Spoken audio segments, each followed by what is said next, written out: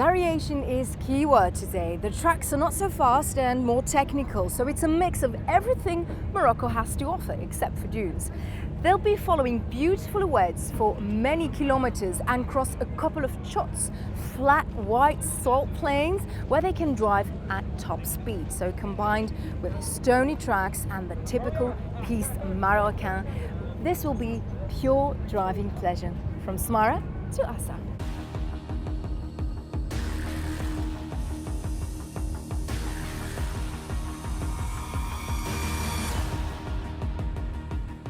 We have arrived here in Assa in the bivouac after a long stage of 370 kilometers.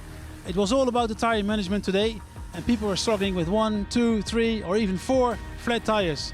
In the truck category it was again a victory for Wisniewski, and now in the general ranking Roland Voerman is leading. In the bikes it was again Skylar House after a nice fight again with Juan Pedrero. And in the cars, Jean-Pascal Besson took revenge for a bad day yesterday with all kinds of technical problems, and he won the stage in the car category. And now we're going to have a look at the bikes.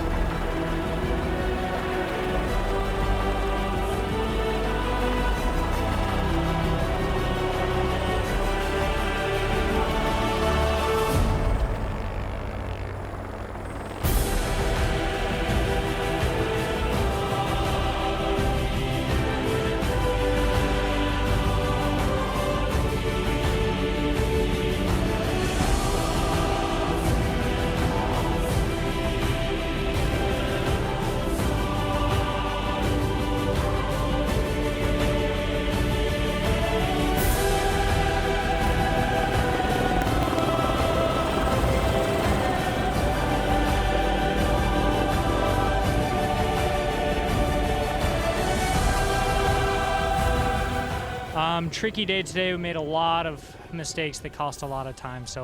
But it's only day 3.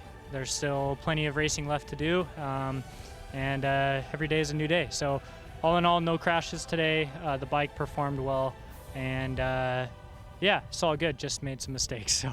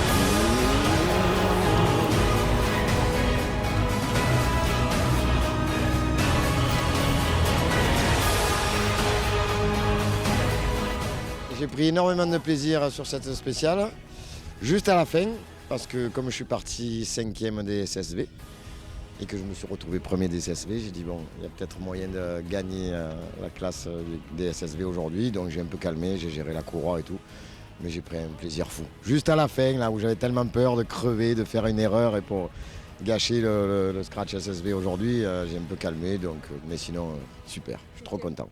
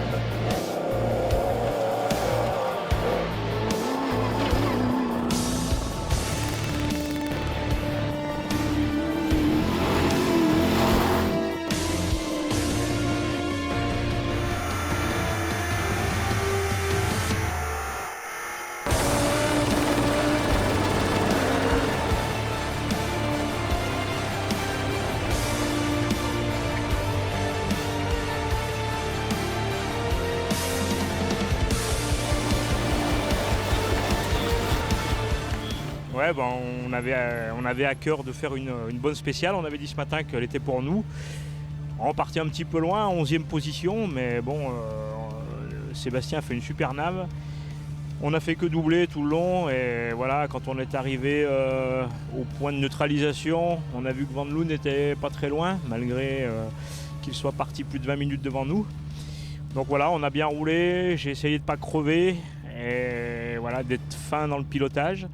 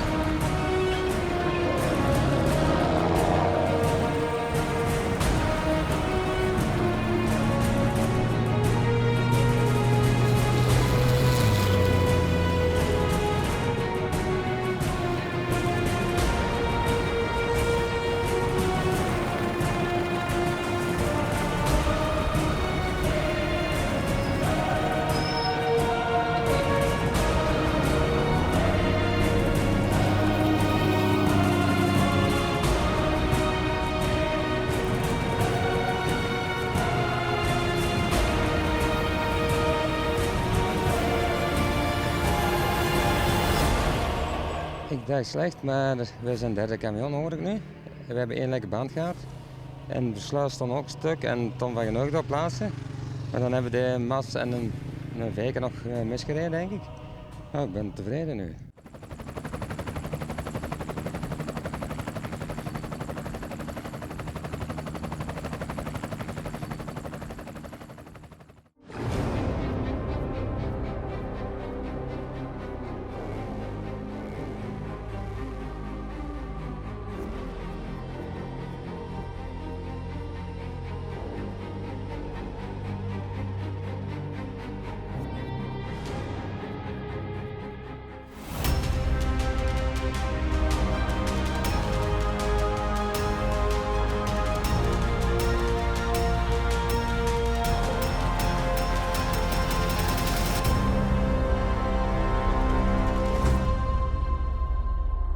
Let's get technical, because this is Tech Talk, a place where we discuss all the techniques and, of course, creative solutions in the world of rally raid.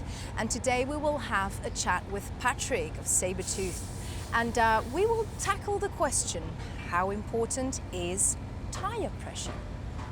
Well, actually, tyres themselves are the single most important thing on this car because it is connecting the car to the ground. Yeah. And the surface area and the type of grip and everything else is crucial for traction. Because without traction, there's no full momentum. Without full momentum, you're quite literally not going anywhere. So tyres on a car, absolutely crucial. We spend a lot of time looking and testing and working out the correct tyres, the correct tyre pressures. How do you know when you have a good tyre? Because you have a lot of brands.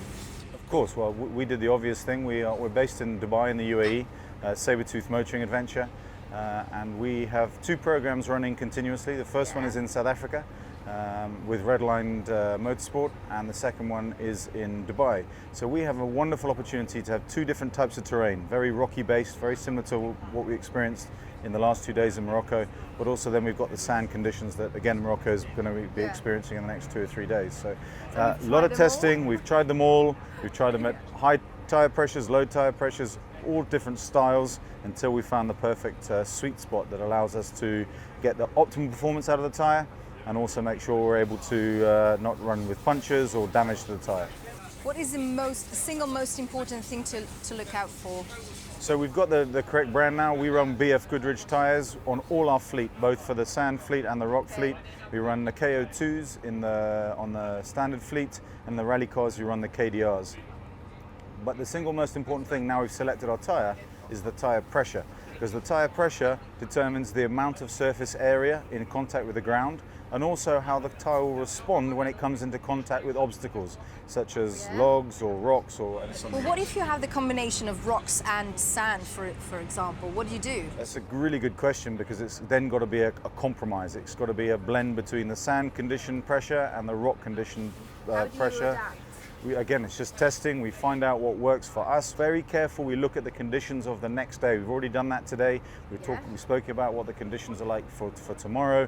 We've identified that there's a lot of rocks. So we're actually running the KDR2 tomorrow because it has a sidewall, Kevlar sidewall, and is significantly more resistant to sidewall punches.